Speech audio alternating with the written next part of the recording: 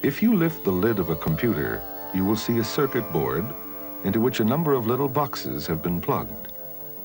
Each box contains a chip, which consists of thousands of microscopic electric circuits, each of which can be either on or off.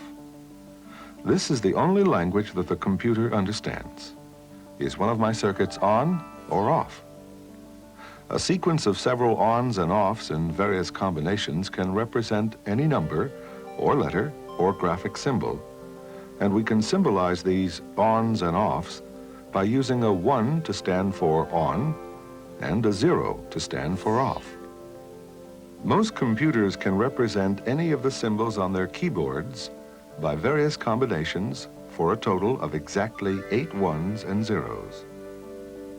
Since this language or code is based on 2 digits, 1 or 0, just as a bicycle is based on 2 wheels, or a biplane is based on 2 pairs of wings, it is called the binary code, from the Latin word binarius, meaning 2 together.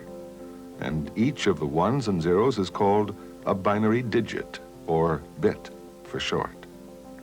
So it takes 8 bits to represent any keyboard character. Such a group of 8 bits is called a byte.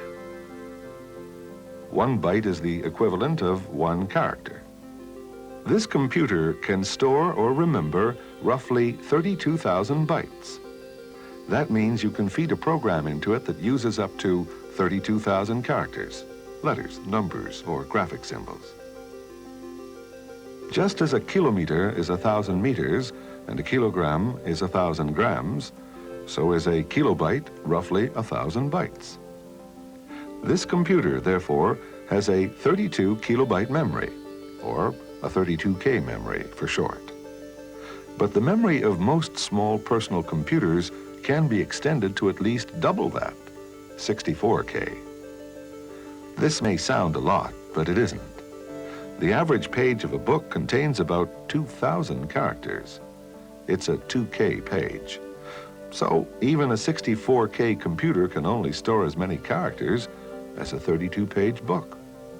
And a 32K computer only as many as a 16-page book.